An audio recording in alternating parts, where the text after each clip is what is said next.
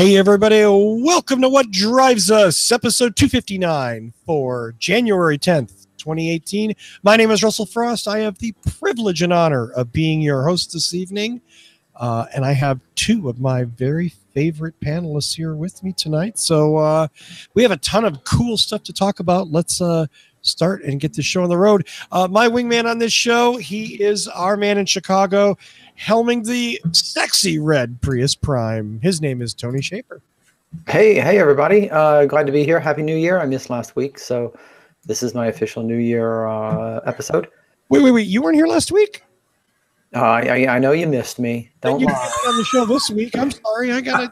Yeah. I'm going to go back and look. I'm not really sure. I'm going to button. I was just really quiet. Right. So I did real quick, 259 if we average about an hour a show. That is, 10 days worth of episodes.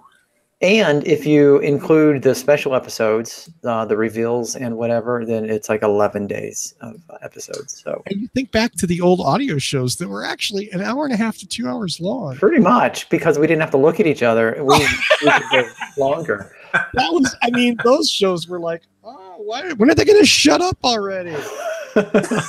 I've driven to and from work 4 times, and they're still talking. Right, yeah. You guys, could you? That's quite the Netflix library you guys have built up, huh? Yeah, scary. Yeah. That is a library that no one's going to tap. Seven. There's no long tail for what drives. I wish there was. And of course, the gentleman who just spoke, he is our man in Canada. He drives a Volt, I think. You're probably right. Yeah. You're probably right. He drives a Volt. He's been 12,000 kilometers on one tank of gas, ladies and gentlemen. One tank. One tank. Very big tank. Yeah, I didn't mention that the tank was 11,845 gallons. Was it the tank you've been dragging behind the car? You know those tankers you see on the road? That's what I'm dragging behind me. Yes. Wow. No, just a 9-gallon tank, 12,000 miles. You know, Man, that Volt just never stops impressing. You know, the neighbor kid was sneaking by every night and just kind of topping it off.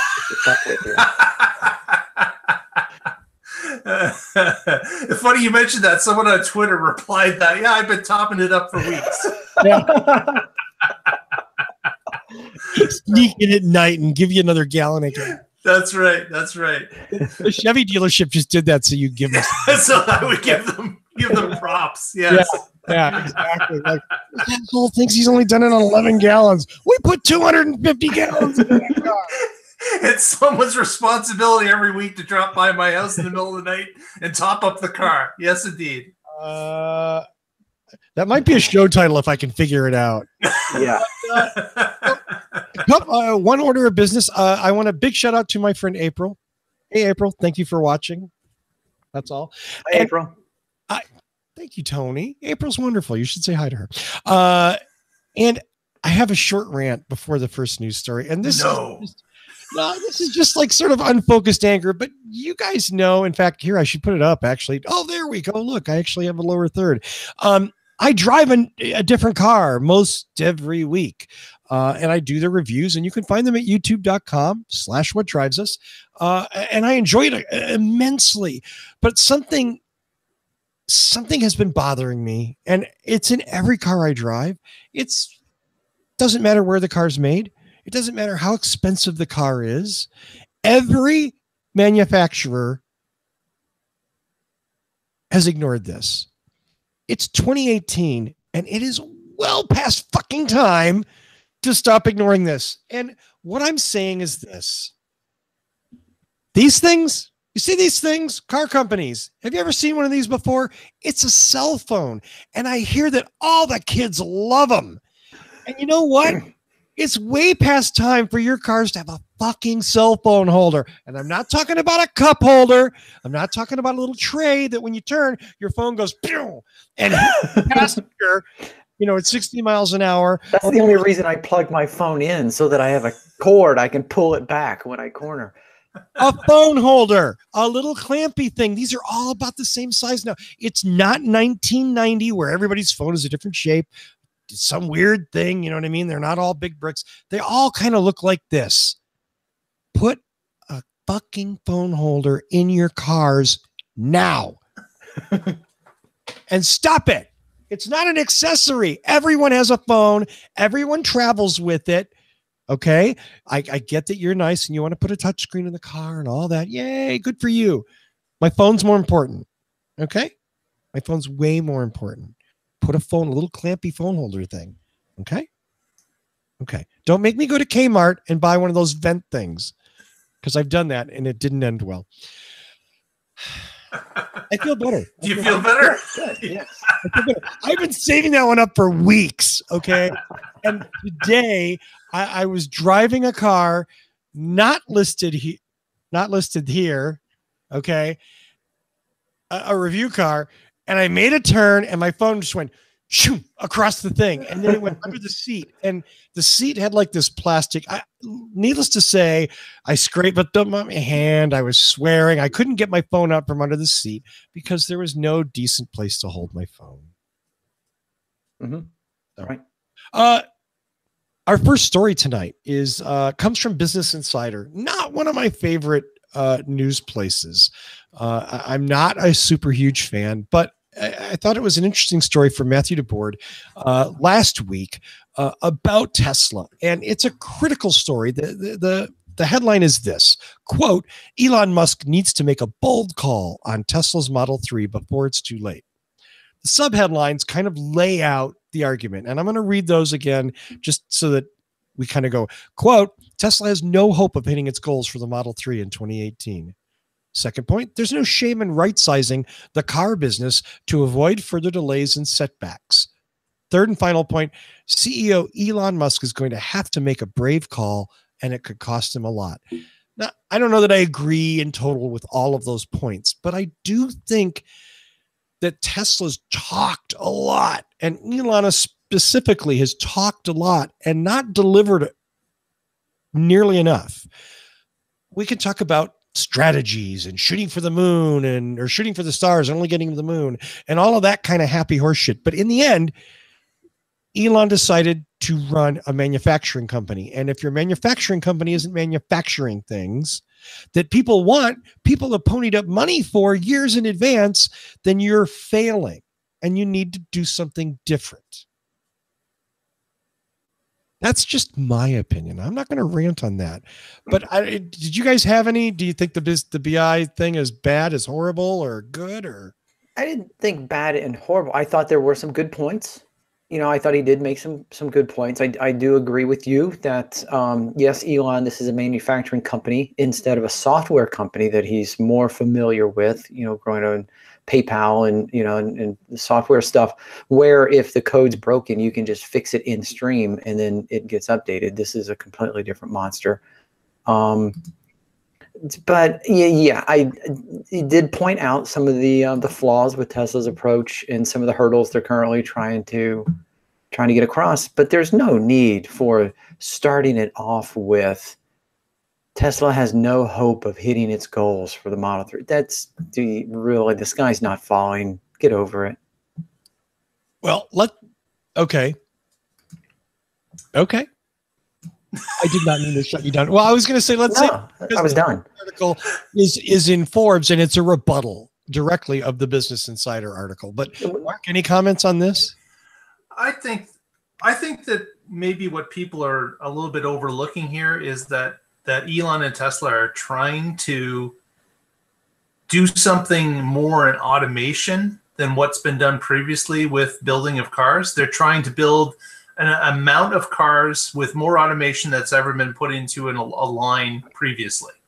So I think that they're trying to do a couple things. They're building a car that people have lined up for a long time, put a deposit down, but they're also building this automation system that will build the line and allow less people to build faster cars, like a faster amount of cars. So I think there's a couple of things going on. It's not just simply that he's trying to build a car and they're not hitting the numbers. I think he's trying to build the machine that's going to build the cars, and the machine is not up to speed yet. That is the issue that they're facing today.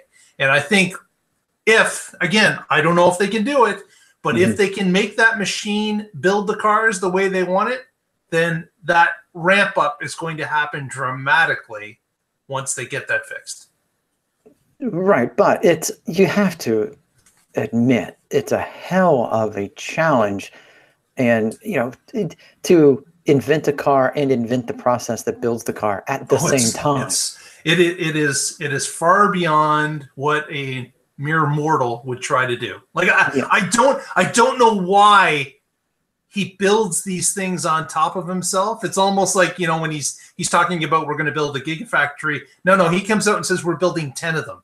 It's something that he always piles on and on and on.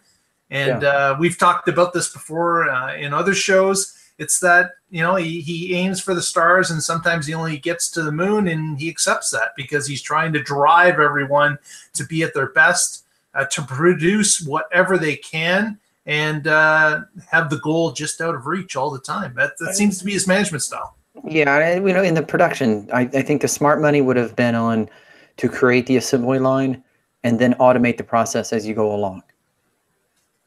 You know what I mean? Incremental improvements, incremental automation. I kind of, in my head, I'm picturing the Wright brothers who built an airplane, through incremental improvements, I'm sure.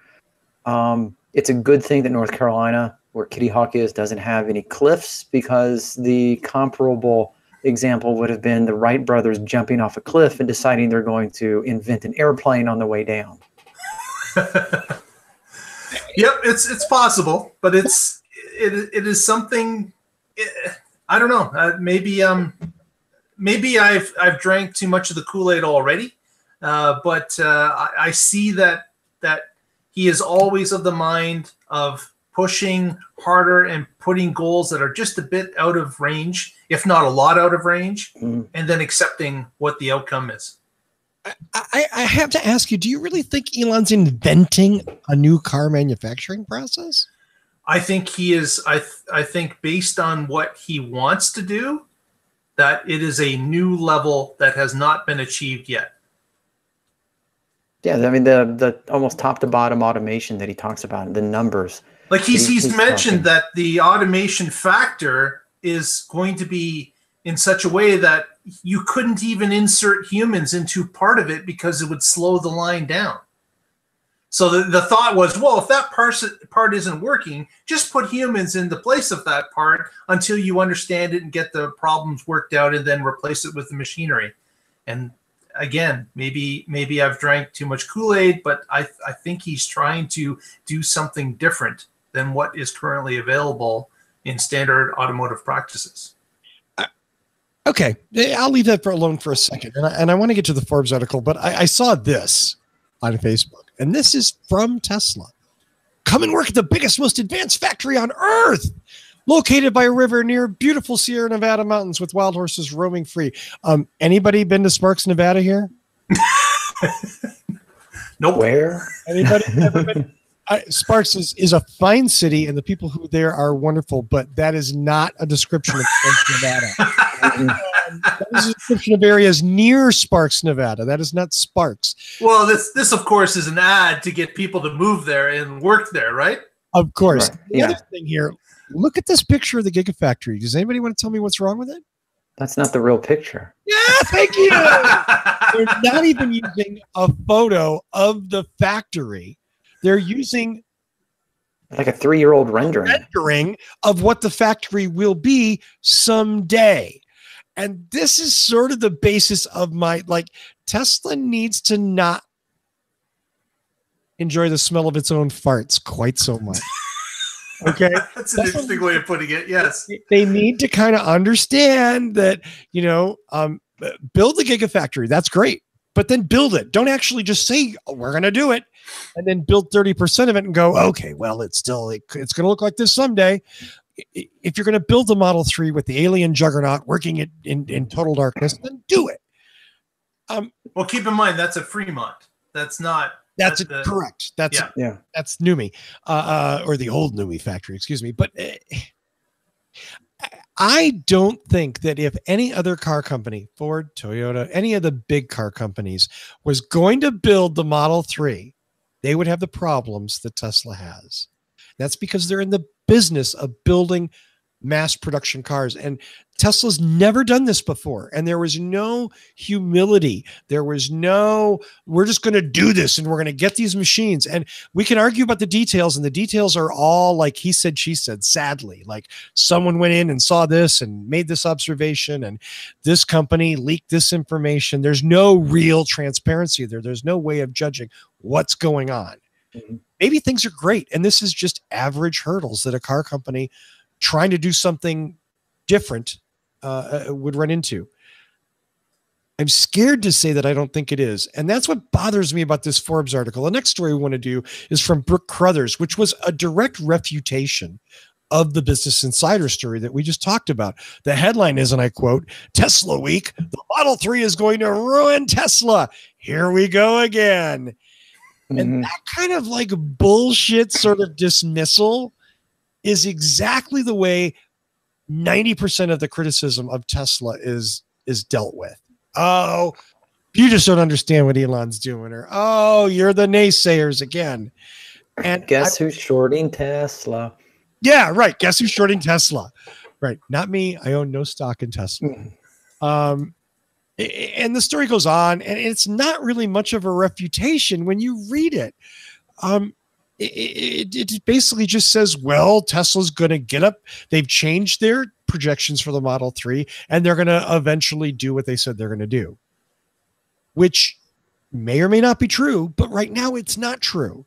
Up to this point, well into the production of the Model 3, Tesla had significantly different goals. And that's why I think the Business Insider story, as much as I hate them, has a little more credibility. Yeah, they do quote in the Forbes, he quotes Tesla as pointing out. So the Forbes article quotes Tesla saying they're going to ramp up and they intend to achieve 5,000 vehicles per week by the end of Q2. And now Tesla saying that is evident. That's evidence that Tesla is not going to fail. Because Tesla has been spot on with all of their predictions up to this point. They haven't missed a single timeline. All their presentations start on time, to the minute. Yeah. And then the writer goes on to talk about how Model 3 enthusiasm is infectious, and how there's 400,000 some odd people that have coughed up money to have a reservation for the Model 3. That has nothing to do with whether or not Tesla has the ability to cash in on those deposits and deliver cars. Correct. And now I will say that Tesla enthusiasm is infectious. You put people in a Tesla and they want a Tesla. But to your point, that's not proof that Tesla is succeeding in building these cars. And that's the bottom line. I mean, Tesla has to, whatever it is, whether it's the Model 3, whether it's S and X, whether it's a semi or a solar roof or a Powerwall, Tesla has to make things and deliver them to customers. If they can't, it doesn't matter how many pre-orders they have. And what scares me... Well, I would say you're off a little bit on that comment. Okay. Because it does matter how many people are lined up, because that's what keeps the money flowing to Tesla as they're trying to do it. As long as they can at some point cash some of those things, right? At some point, yes. Right. We don't know what that point is. Like Amazon had certainly a long rope before they had to be held accountable. And I think Tesla is kind of in the same boat. I agree. Tesla definitely has gotten, it's hard to argue the logic of Tesla's stock price, but I think everyone here understands people are buying into the future. They're buying into the idea that Tesla is going to be the leader. Tesla is going to own market share, is going to own mind share. That's what they're not buying what Tesla's accomplished. They're buying what Tesla has promised. Yes. And we really want Tesla to deliver on those promises. We really do. Yes, absolutely. Absolutely. No one on this show is cheering for the demise of Tesla.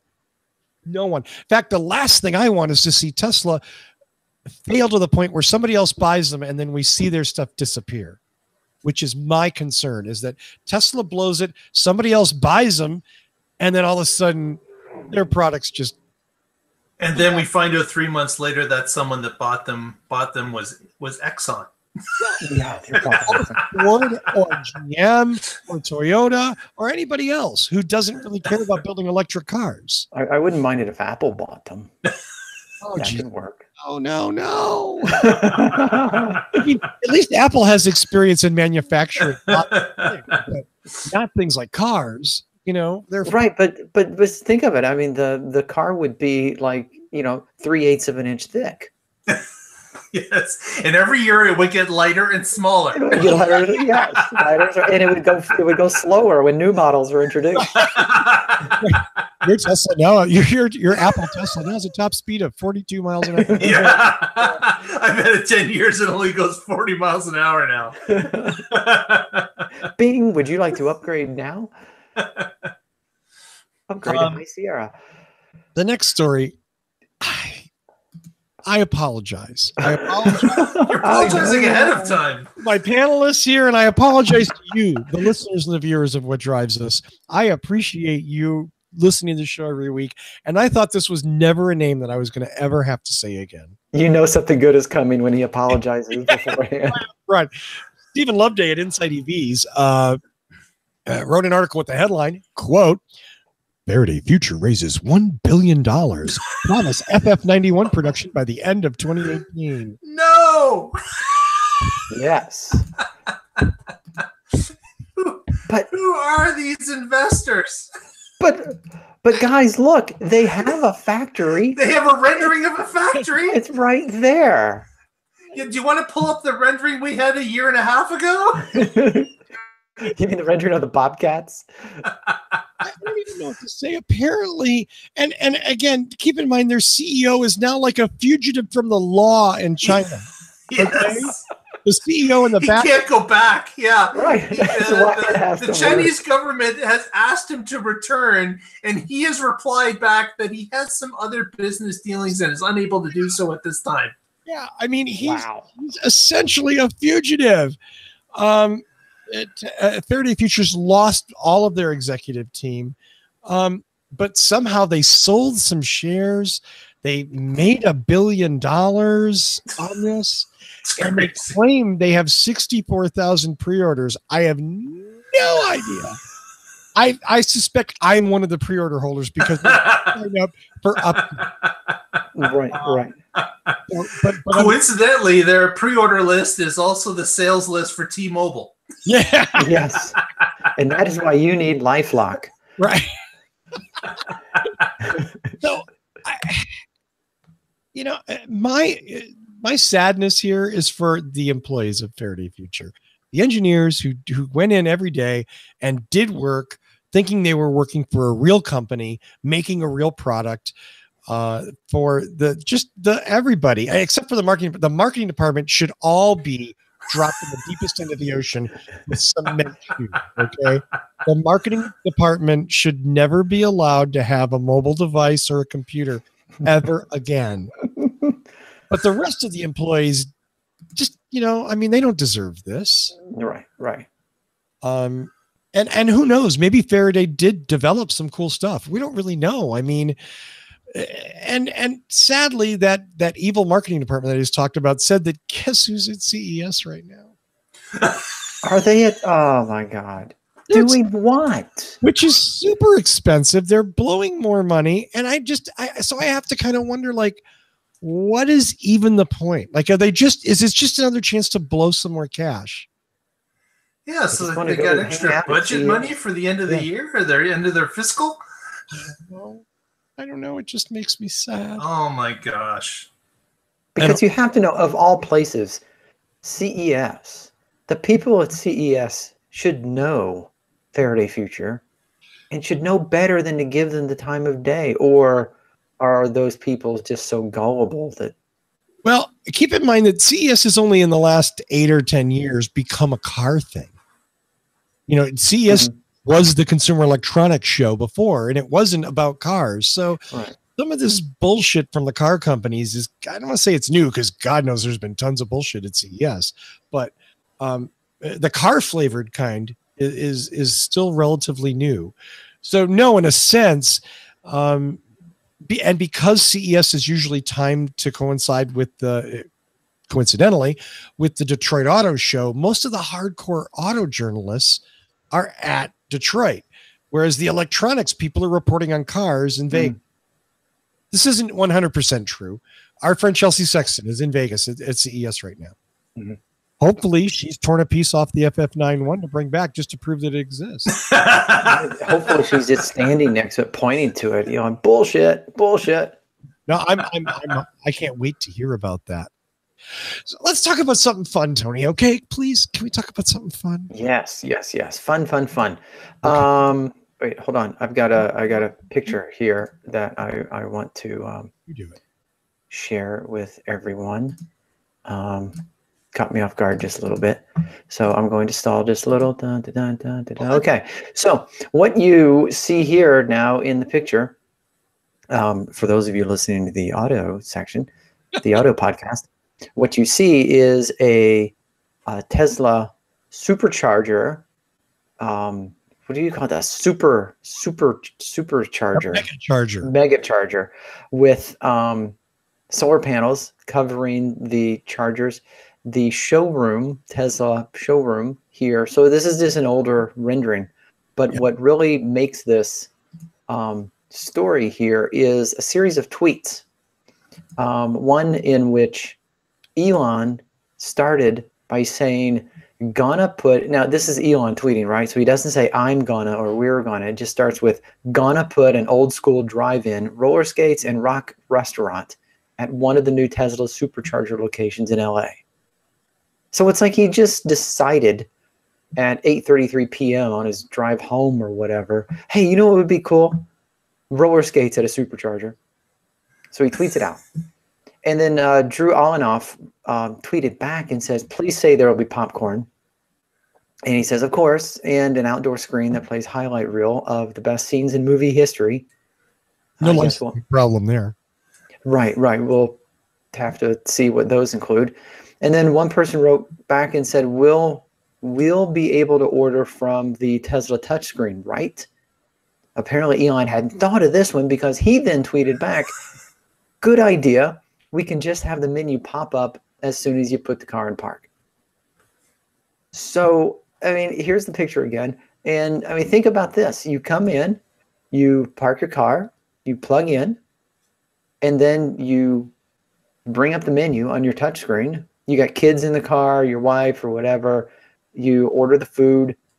And since you can, Tesla already has your credit card information for supercharging and stuff, right? You could just put it on your bill. So you may not even need to pay at the time. You could just put it on your Tesla bill. And then 15, 20 minutes later, someone skates out, they hand you your food. And, or I'm sure you could go inside, and eat or whatever. But so dinner, a movie, and a charge. Yes. Let's keep in mind this is Tesla, so you're going to order dinner and you pick it up in like a month or two. Yes, they'll say they'll be ready in 15 minutes. It'll be 25. Right. And it will be cooked in a revolutionary new grill that no one has ever used before. But yeah, of course. This is how you go. Somebody in the comments said Tesla tots, and I'm just like, want to kill myself. Tesla tots. Why not? Sure. Yeah. So I think that would be really cool. I would go to that place if it existed. I don't even own a Tesla yet, but I would go. Yeah, well, here's a question. Would they let anybody else come in and order? I don't know. Because, of course, they wouldn't be picking it up on their touch screen. They'd have to yell out the window, 2 fries, 2 burgers. Is anyone hearing me? Yeah, I'm still there we go. Yeah, I mean, that's a really good question because you would think that a sale is a sale. So you would think they would welcome you in. Right. Although at the current Tesla superchargers that have a building, there's only a couple of them. Cattleman is one of them. You need a code to get in the door. There's a barista. There's the place where you can get something to drink. But if you don't have a code, you're not getting in the front door. La-di-da. And that code will appear on your touch screen when you park your car. So the code can change every time if they want it to. Yeah. It can be even personalized per car. Sure. Sure. And they could check who actually comes in for it. Exactly. And they could say, oh, who used the washroom? So, I mean, nice. Tesla, as we do, we know that everything's going to be designed from the ground up, and it'll all be brand new and it'll be theirs. When really it makes more sense to say, hey, In-N-Out, we want you to put an In-N-Out at every one of these superchargers. And like, right? I'm sorry, is that too obvious? That's right. That's Yeah. way too obvious, and they don't control it. Yeah, and I thought that Tesla had even said in the past that there was interest in partnering. Right. Or yeah. Well, JB and Elon had attended a food service convention, and that's how this all got started. Yeah. That they were doing research for these things, but I don't. I mean, I think it's a great idea. We've talked about this. We talked about this years ago on the show about how there should be restaurants and amenities with chargers because it makes sense. You're spending time there. You might as well get some more money from these people and make the charging experience more pleasant. It just doesn't have to be completely designed from the ground up to be totally new and different. I'm fine with an In-N-Out burger. Most would be, yes. I'm saying they're delicious. Or Five Guys or whatever, whoever your favorite burger is. I don't care. Fat burger or something else. I wonder, I was going to say, I wonder if that would be part of the problem, that if they do go with one restaurant or whatever, someone might say, well, I don't like that restaurant. Sure, absolutely. Who says they're going to like the Tesla food? You know what I mean? Right. Who wouldn't like the Tesla food, really? Yeah, you're right, absolutely. They don't. I don't think the Tesla place will serve pop or Coke or soft drink. They only serve Kool-Aid. Oh, woo! Free Kool-Aid with every burger. The burger patties have that nice Tesla logo steamed into them. Yes. Right into it. Yes. Well, the next story I'm doing, not only for Paul Guzik, but primarily for Paul Guzik, our regular panelist, Paul, from BoulderHC.com, Boulder Hybrids in Boulder, Colorado, has long lamented, we all have, about the unavailability of people to get the Mitsubishi Outlander PHEV in the United States. It's been available elsewhere, and it's a pretty cool PHEV, and people wanted it. Well, as it turns out, they've just begun importing them, and they just got an EPA rating. 22 miles of electric-only range. Yeah. And the fuel economy returns a combined 25 mpg. Yikes. Not that great, is it? That's kind of painfully bad. Yeah. Yeah. It's a good size SUV, and that's not bad as SUVs go. It's all-wheel drive too, right? Or something like that, is it? I honestly don't know that. It doesn't matter as long as you have good snow tires. Well, we know that for a fact. Thank you. I don't know that I don't know that these stats are critical. It's a little disappointing. Yeah. And not so much the 22-mile range. A car this size isn't going to have a huge electric range unless you stuff it full of batteries, and that's sort of a point of diminishing returns. It's the 25 mpg part that's sort of tough. Yeah. Again, mom and dad, most of them with these things, they're driving the kids to school, they're coming back. They're going to the grocery store and they're coming back. 22 miles, as we saw with the Chevy Volt owners. What Chevy Volt owners proved, a lot of the speculation was before the Volt, on this very show, before the Volt came out, was like, well, it's great, but what happens when you use the electric range? It doesn't have that great a gas mileage. And as it turns out, most Volt owners totally max that electric range, always charge. And so the use scenario was better than anyone could have hoped for the Volt. And it was an outrageous success. Mark, would you like to modify that in any way as a 2-volt family? I'd say it's a double outrageous success. Absolutely. No, I think cheers to Mitsubishi. Get these things here. See if you can't sell them. And who knows? It may, the 25 MPG figure may not be a big deal. You know what I mean? At least it starts the iteration to move it forward.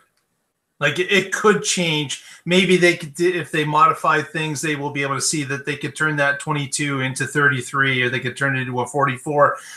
If you never start, you never get on your way. So bravo, it's here. Let's see what the market accepts it like.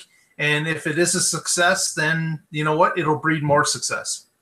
Yeah, it would be good if this is the gateway car for people who just love the form factor of a SUV or know, small SUV or whatever. And yeah, I mean, you're right. If it gets them into plugging in, and if it gets them addicted to the electric range, then maybe they'll make smarter decisions down the road. Well, Tony, you're a prime candidate to talk about that. You have a Prius plug-in, which you're new to the plug-in, not new to the idea, but new to the ownership of a car with a plug-in.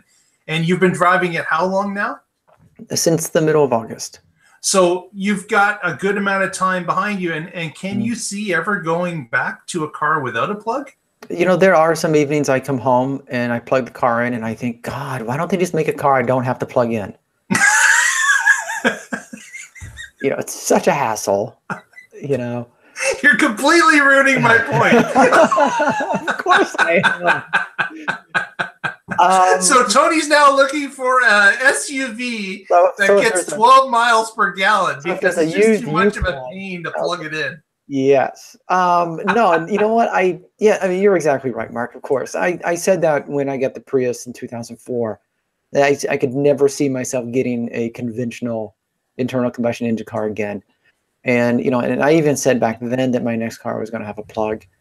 And yeah, now that I have a car that I can plug in, now that I live for that electric range. And now that it's cold in Chicago, I get really annoyed when the range starts dropping just lower than my daily commute, and that engine comes on for that last mile maybe, and it just really pisses me off. You, doesn't it? Yes. Yes. Yeah, it really does. Really does. Yeah, so that same type of effect will happen to the Mitsubishi Outlander owners as well. That is something that we've seen time and time again with people that own plug-in cars, is that they catch the bug, and they want to do better, and they want to go longer in electricity, and that will certainly factor into their next purchase. And if Mitsubishi is smart, they will see that, and they will put the research and development into pushing their cars further as well. And then if they see it, if Mitsubishi sees it in this car, then hopefully other manufacturers will see it in their car. Hopefully we'll have a plug-in hybrid RAV4, plug-in hybrid Buick crossover or whatever. You know, we'll see other manufacturers going there. Ford F-150. Yeah, that would be interesting. That would be. Hold your breath. Yeah, not for Ford. Thank you. Well, speaking of trucks that don't run on gas. Well, that's a great segue into my article, which was we had reported on this in the past about a group called Workhorse out of Ohio who had designed and put together a electric pickup with gas assist after a certain extended range. And that vehicle became available this week to people that have registered. So it was previously just for people with fleets, but they opened the orders up this week to anybody that would like to put down a deposit on the vehicle. And the first deliveries are slated for somewhere late into 2018. And I've got a picture here that I'll share, and we've got an outline of the vehicle. And I don't, you know, we did see this earlier driving around in a parking lot in a video that we had shared on the show. I don't know if there's been any other changes made to the vehicle outside of you now get a helicopter with the car.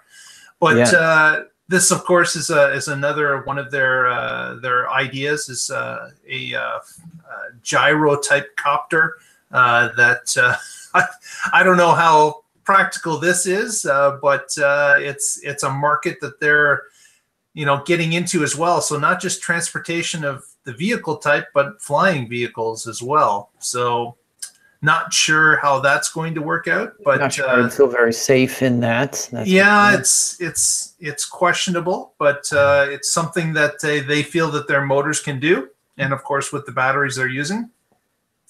But the specs here are in the article as well. 460 horsepower, a 0-60 time of 5.5 seconds, an all-electric range of 80 miles, which is fantastic. We talked a little bit about just previously about Mitsubishi. Here's a group that has put 80 miles in a truck, not 22, and then have the gas assist after that. So it's possible. Obviously, the vehicle's larger, yes. And it's a different form factor. Yes, it may weigh more, absolutely.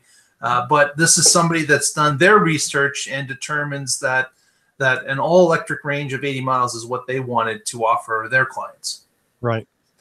So the Workhorse W15 is now available. If you want, you can go to their website and sign up to be put on the list for deliveries in late 2018. Gotta love that. Well, thanks, Mark. And best of luck to Workhorse. I hope this is a huge success for them. Absolutely. Good for them. Well, speaking of pictures we have to share, I should have gotten this ready before. Ugh, I'm such a... Well, let's try this. Our next story is one that I wanted to cover, and it's, again, I kind of feel like I should offer an apology. Because like the Faraday Future story, it's one that I didn't think we'd ever be talking about again. This. I recognize that car. This is the latest car from Henrik Fisker, from his new Fisker Inc. After the failed Fisker Automotive Karma. This is his newest car. Maybe it's just called the Henrik. I have no idea what kind of horrible thing. But my point in wanting to show this is when I saw this picture, I almost peed myself laughing. What are the odds that this car is going to make it to market with 4 butterfly doors? Ladies and gentlemen. With all the press that Tesla has gotten about the issues and problems they had with their Falcon Wing doors, this guy decides that he's going to throw 4 of them on it. Yeah. And obviously they're not the same architecture, but man. Of course this is the concept and meant to get your attention. I just look at those doors and no part of that to me says functionality. No, it screams auto show. Yeah. It screams never going to make it to market. Yeah. If you have 4 people in that car, and you pull up to your destination and all 4 people go to get out, and they open the doors at the same time, the people in the front, the people in the back are going to get out and they're going to bump into each other because their heads are going to hit the tops of the doors. It just, I don't get this. Fisker is a designer, and he proved that with the Karma, which was beautiful, but build quality was pretty awful, and it had some glaring just design defects. And here it comes again with the emotion that this is going to be some amazing car, and it looks like, wow, that's cool, but Jesus, I don't want to have anything to do with it. Yeah, I have a I'm not sure if this is a rendering. It's got to be with the and I think you guys have seen this. It's a picture with the doors closed, and in silver. And as it is, that's just a damn sexy car. Yeah. I mean, that is amazing until you open ththose doors and you're like, what the fuck? What is that? It becomes hideous. Yeah, it becomes bizarre with the doors open. I mean, right. Again, Fisker's certainly an accomplished designer and can make a pretty car, but I don't know what. Yeah, Unlike the other car companies and cars that we've talked about, I wish Henrik Fisker no luck. I think he's just polluting the stream. I wish he.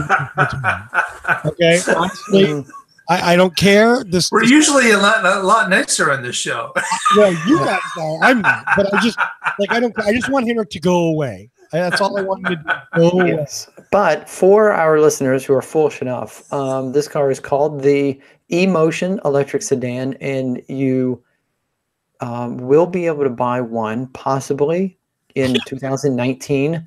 Yeah. And the base price is $129,000. So bring your wallet and or your spare change from your couch. Yes, yeah. Absolutely. If you're tired of waiting for your Model 3, you could just buy this instead. Yeah, you can leave that line and get in this line.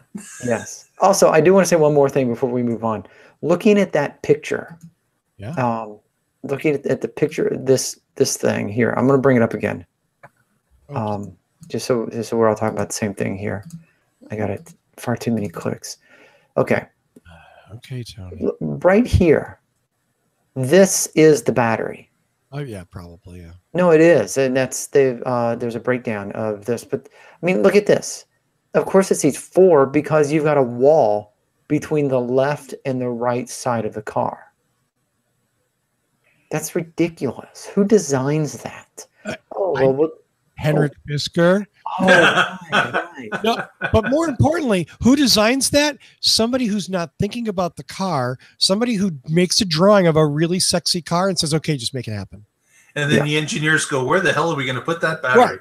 And that's why the battery's on a rail in the middle of the car, dividing it in half. That's the same kind of bullshit that he did with the Karma. Yeah, it's like basic architecture, right? Yeah. Where the architect says, I just designed a beautiful building. And of course, the contractors are like, yeah, but that'll never stand. Right. It's what's going to be made out of. You know what I mean? Like that's the thing. Well, finally, for me this week is a story that our own Patrick Connor suggested we talk about, and I don't have a super lot of information, but I do have some. CNN Money reported today that there is a lawsuit. There's a class action suit, for what that's worth, from a law firm called Hagens Berman that is filing against Ford.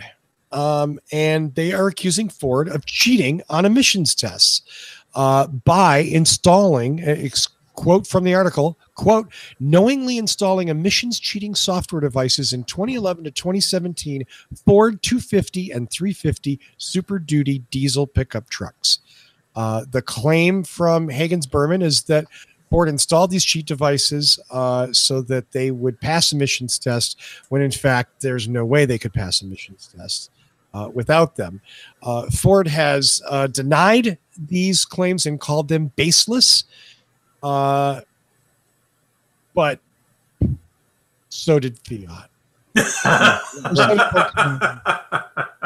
And then it was just a couple of bad apples, and then all of a sudden it turns out it was everybody. So I don't know. I don't have an opinion on this. I don't have any, but I can't say I'm surprised. Is anybody else here surprised that another car company might have gotten caught pulling some shenanigans? Not at all. No. But I will say this with the Volkswagen scandal, when that broke, when the allegations were levied, it said in every article I read, here's the tests that were done. Here's what proves that the emissions rating they got is not what they were doing on the road in the real world. So far, according to this article, six people have signed on to do a class action lawsuit, and there's no mention in the article what it is they're basing their claims on. Yeah, I emphasize the 6 because they sold more than 6 of these trucks. Did they? At least 8. Yes. That's a really good point. I mean, that scandal was broken by, what was it, West Virginia University or something? Yeah. That had done some testing and said these results don't make any sense. They were clear, and they said, here's exactly what we did. Anyone else can reproduce it. And if you can reproduce it, then we've got a case. And if you can't, then we'll review what we did. But with this, it's just, hey, some class action lawsuit attorneys want to make some money. So if you want to join in on this class action lawsuit, give us a call. Yeah. I don't know. I don't know how to judge this. I don't have any reason to trust Ford per se, and I don't have any reason to trust this law firm. So I'm kind of who do you root for in this case? Well, if it's Ford, I'm rooting for the law firm. But when lawyers are involved, man, that's a tough call. There are a lot of fine attorneys in this world. I'll go on record as saying that. I have nothing against attorneys. Actually, truth be told, my brother is a corporate attorney. He would be the person on the other side of this class action lawsuit. Yeah, I don't. It'll be interesting to see.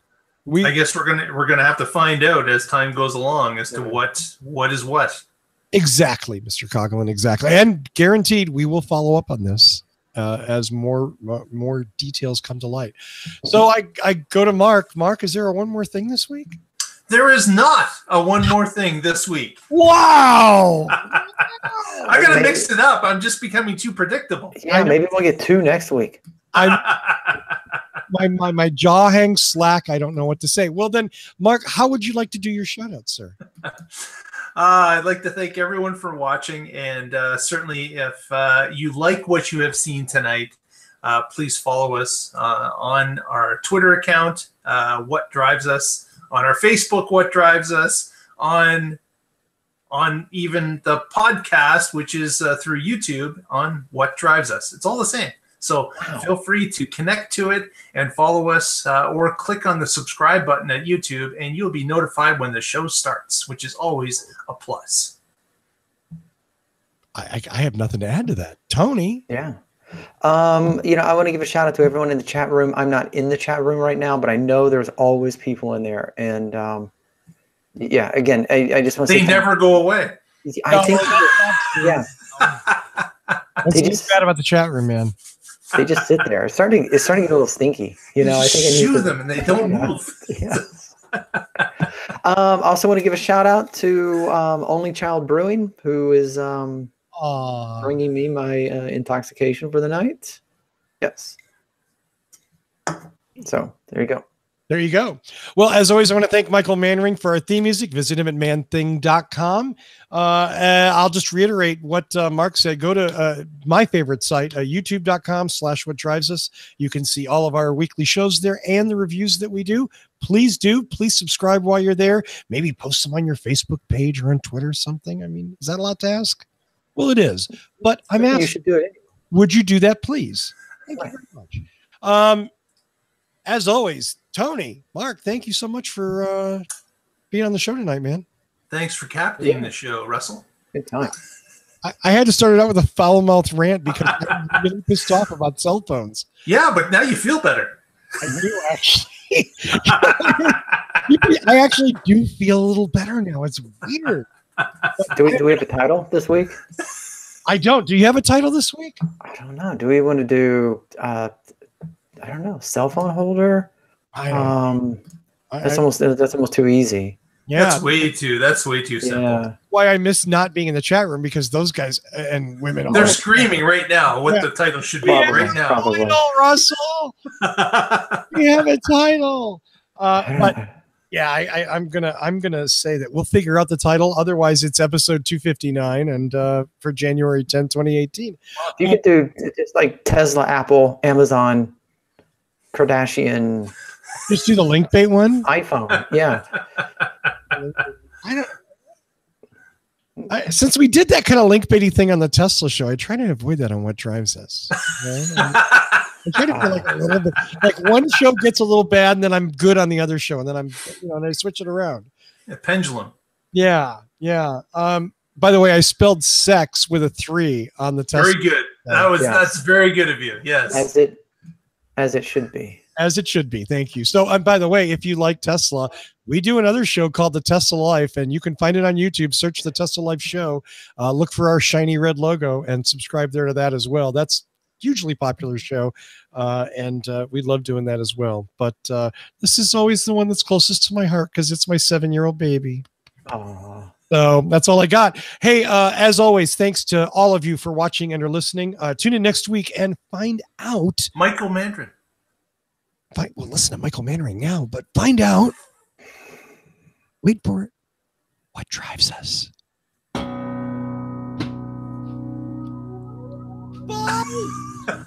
Wait, we're not done. I still have beer. Oh, there goes beer. Drink the beer, Tony. See you next week.